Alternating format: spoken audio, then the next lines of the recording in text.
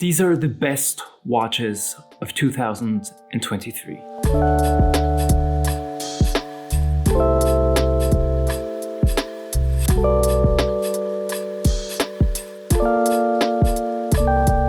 This year was amazing, especially in terms of watches. We saw so many different kinds of pieces, so much creativity. I have compiled a list of 10 watches that truly inspired me or that I found genuinely creative or fun that I want to share with you and you might like as well. So we're gonna start right off with the cheapest watch of the bunch and a brand that I truly love. The brand I'm talking about is Swatch. The collaboration between BLOMA and Swatch was a milestone again for both brands this year. It took quite some collectors and the watch industry by surprise, but given the hype around the Moon Swatch and given the success of the Moon Swatch, I think especially Swatch and BLOMA did a great job with this particular watch. I picked one up, I love it, I think it's a great watch and I do believe that it will bring new people to the brand BLOMA and this is a great thing. Next up we have Tudor, and Tudor has been doing a fantastic job over the last couple of years and so in 2023. Besides the Black Bay 54, I want to mention the Tudor Pelagos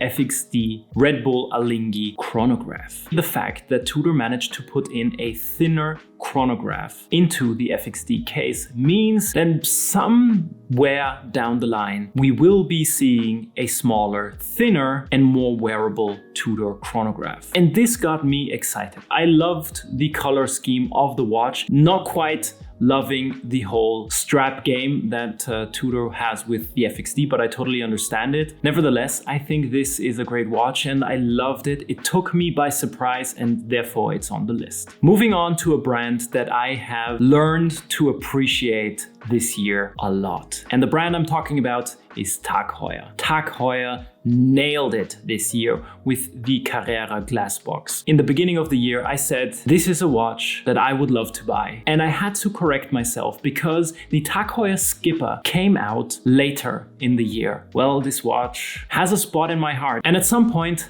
I will have to purchase one. But until then, I had a lot of time. I had a lot of fun with the watch and I truly appreciated it. The color hue of the watch was so fantastic. I loved it and it was so iconic for this summer that it kept me going and I still look back on the pictures that I took of it during this winter season. A list without a Cartier wouldn't be a great watch list. And therefore I had to obviously also include a very nice Cartier. And besides seeing many cool pieces during Watches and Wonders and many insane pieces like the Tank Normal or the Tank Santos Dumont skeleton, there's one watch that I found to be exciting, especially because of its dial color. And this is the Cartier Santos with the green dial that came out this year and that I had the pleasure of reviewing just a while ago. I think that this green dial color is so good. It looks brilliant and depending on the light that hits the dial, the color changes a little bit and you have a plethora of different green color hues to enjoy. And this is why this particular watch made the list. When Leica entered the watch space, many people were surprised. So was I. Having the chance to experience the watches and to check them out and to see how much level of detail and how much love they put into these particular watches was incredible. I had the chance to team up with Leica and to promote their watches, but also to enjoy their cameras, like the SL2S that I'm shooting on right now. I have to include one of their watches. And the one watch that I really liked this year was the ZM1 monochrome. The reason is very simple. I love the monochrome story of the cameras, and this interpreted into the watch of the ZM1 was simply magnificent. The watch is very sleek, very minimal, and just looks great, but still incorporating the nice little gimmicks that I enjoyed of the ZM1. Similar to Cartier, no list is complete without having a Rolex on it. Therefore, I have to include this particular piece that not only took me by surprise, but many others as well. When I saw it during Watches and Wonders and had the chance to play around with it, I understood why. The watch I want to mention here is the Rolex Day-Date Jigsaw Puzzle. And this watch is truly amazing. Not only does it have a enamel dial, but also it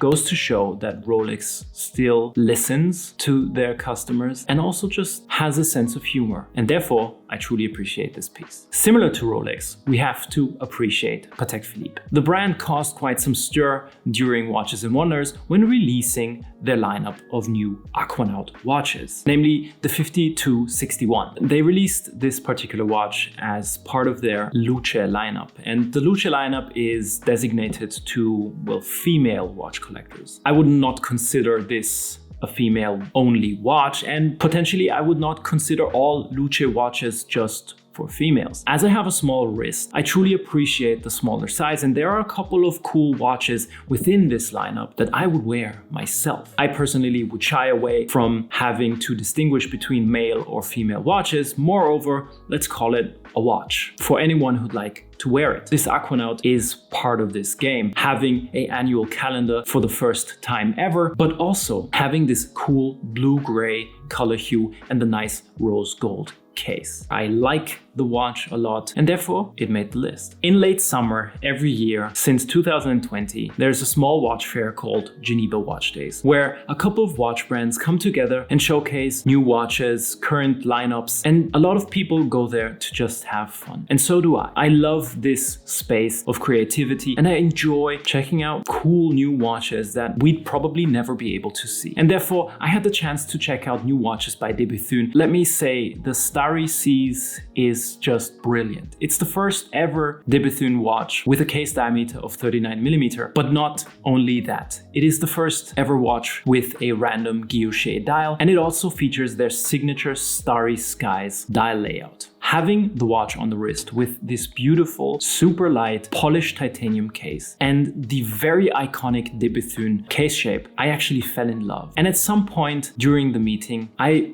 really had to struggle not asking if there would be a possibility for me to put my name on the list because I loved the watch so much. I didn't put my name down. However, I still think about the watch a lot. Let's hope it doesn't sell out that fast, or let's hope they keep it in their lineup a little longer. Last but not least, the year ended with Dubai Watch Week. Unfortunately, I was not able to visit Dubai Watch Week. Nevertheless, there was one watch that blew my socks off. This watch is utterly insane. The mb&f HM11 Architect. A flying tourbillon in a very crazy case shape, but still, I don't know how they do it. Still, Max and all the crazy people at mb&f managed to create a watch that actually wears nice on the wrist, even though it has this crazy case shape. With the flying tourbillon, a rotating case, this insane watch really took me off guard. These are the watches that I picked for the little 2023 roundup of cool watches that were released this year. Some of them I have already posted on Instagram, some will follow in the next couple of weeks. Until then, I hope you enjoyed this video. If you want to check out a couple of other watch reviews, please do so here. And I just want to say thank you. Thank you to all of you for your continuous support. Thank you for watching this channel, and thank you for being here and inspiring me and making it possible for me to continue this journey. I'd like to also say thank you to Fabian, who is also the editor of this channel and who makes it possible for these videos to look this good and for me to not put that many ams and as into these videos. So thank you for that. That's it for this video. As always, please don't forget to subscribe. As always, if you feel like it, put a thumbs up. See you in the next one. Bye-bye.